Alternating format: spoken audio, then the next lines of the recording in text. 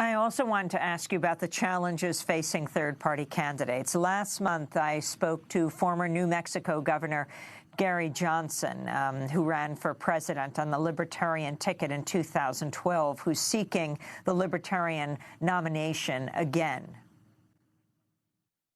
President of the United States is a libertarian. There is no way that a third party wins. There's no way that I have a chance of winning unless I'm in the presidential debates. There is the possibility of being at 15% in the polls, though, if I'm in the polls, that I could be in the presidential debates. You're part of a lawsuit going after the Presidential Debate Commission? Yes, on the basis on the basis of the Sherman Act, that politics is a business, that Democrats and Republicans collude with one another to exclude everybody else.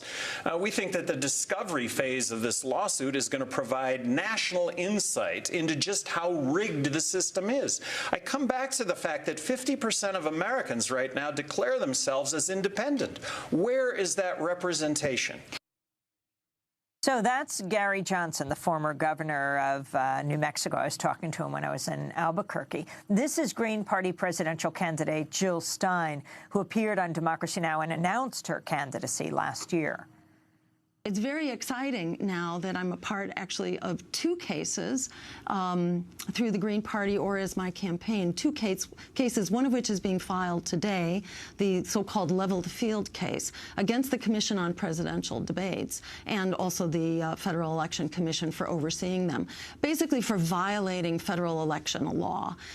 People think that this is a public service institution. It's not. It is a private corporation run by the Democratic and Republican parties. When they began to take control of the debates, which are basically rigged so that only their candidates can be in it, the League of Women Voters quit, saying this was a fraud being committed on the American public and they would have no part of it. It's an outrage that that fraud has been allowed to continue for, for decades. So that's Green Party presidential candidate Jill Stein. Talk about the commission, Ralph. Talk about who gets to debate. And also, if Bernie Sanders doesn't get the Democratic nomination, what you feel he should do. Well, you should have George Farah, who wrote the only book on the private corporation, misnamed the Commission on Presidential Debates to give people the impression it's a government agency. It is not. It's a private corporation created in 1987 by the Republican Democratic parties to get rid of the League of Women Voters, who they thought was too uppity, and they were sponsoring the presidential debates. Now, in no other Western democracy are there so many laws that obstruct voters from voting, obstruct third-party independent candidates from giving more voices and choices to the voter by getting on the ballot. We are at the bottom of the heap. Norway has several parties. Canada has several parties. Chile has several parties. They get on debates, but there are only two that get on the presidential debate, Republican and Democrat, because they control the gate. They control the way in. Had I got on the debates in my presidential run, I would, in one debate, I would have reached more people by 50-fold than I reached by filling all the major arenas, Madison Square Garden, Boston Garden, Target Center, et cetera, as we did in the year 2000. And so it is very critical. Unless you're a multi-billionaire, you don't have the wherewithal to reach people because you're not going to be covered by the mass media.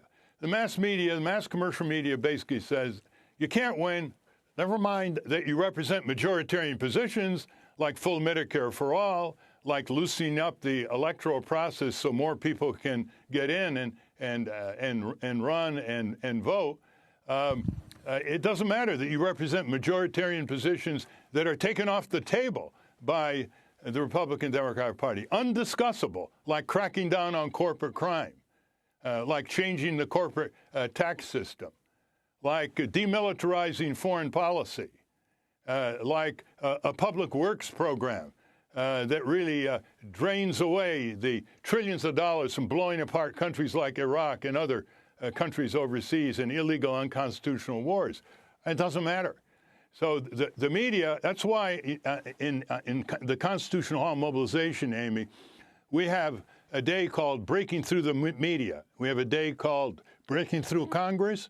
We have a day called breaking through war.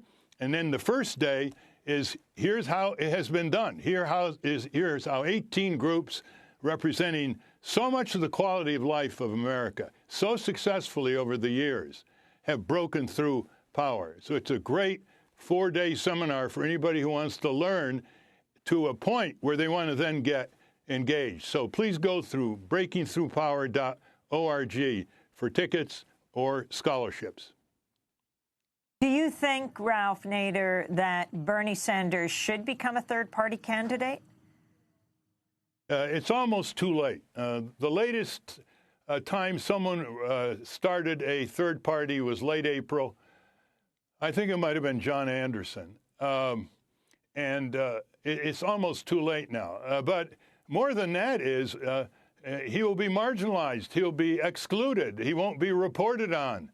Why should he want to take a very successful, spectacular campaign that he's conducted so far and be marginalized, be called that politically bigoted word spoiler, as if the political system isn't so spoiled they got the nerve to call someone who's a reformer a spoiler.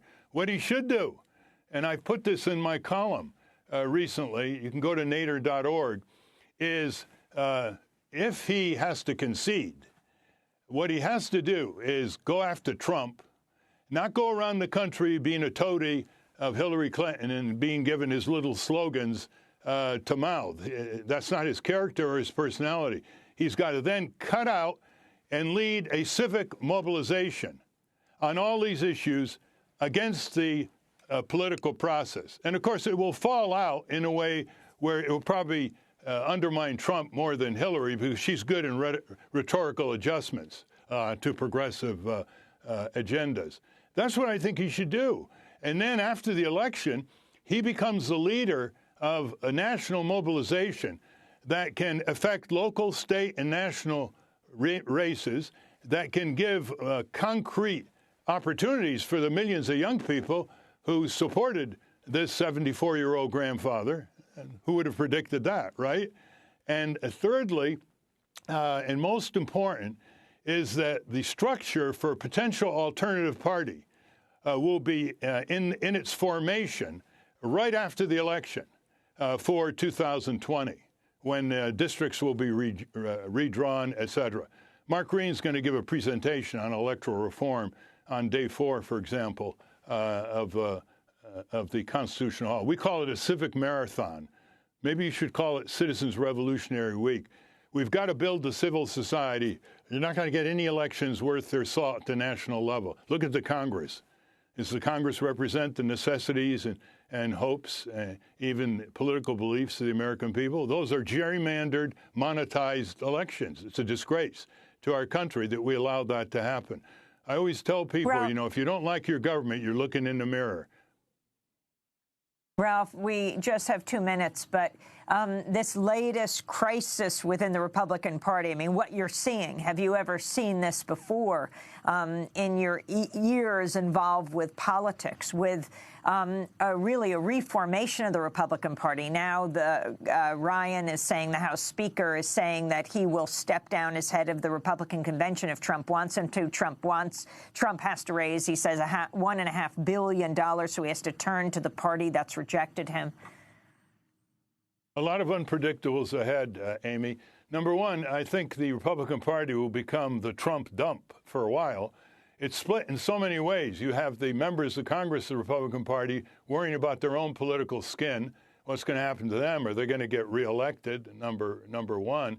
How much down the ladder to the state and local races is this going to occur?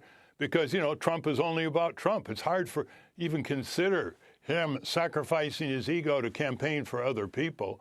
And there'll always be an outrage of the day sucking the oxygen out of any media coverage of other politicians.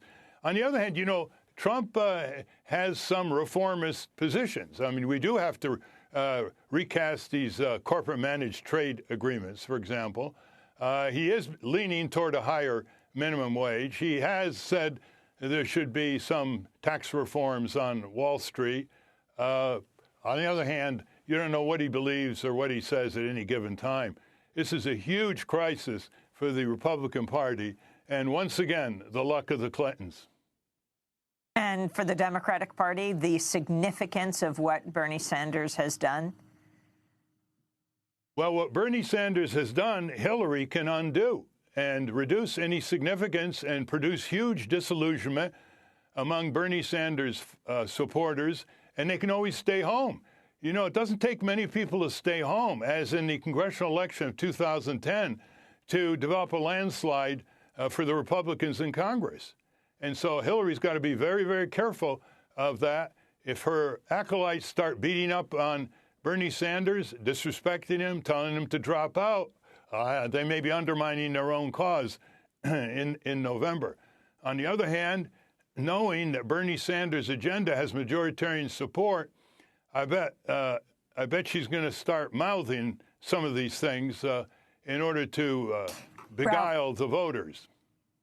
We have to leave it there. I want to thank you very much for being with us, Ralph Nader, longtime consumer advocate, corporate critic, and former presidential candidate. This is Democracy Now!, democracynow.org, The War and Peace Report.